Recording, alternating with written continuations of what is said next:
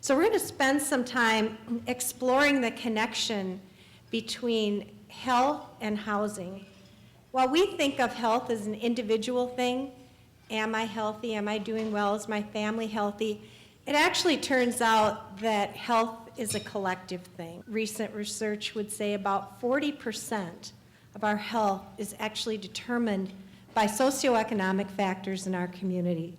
Where you live, your zip code, actually is a major determinant of your life expectancy and quality of life.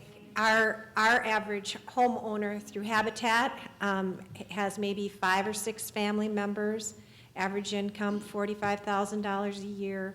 As Sue pointed out, perhaps spending as much as 50% of the take-home income on housing. National Institute of Health did a study to look at the #1 predictor of quality and length of life.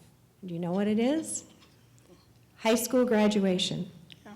That's the best foundation for a living wage job. It's the best shot at being able to have decent housing. And the only way to get there is to have kids living in stable enough neighborhoods that they can be successul in schools. So health and housing isn't something we do to people. It's work we do in partnership with one another. And that, I really feel that's a path that's really been set by Habitat. In addition to building housing, of course, Habitat does a lot of work, particularly with seniors.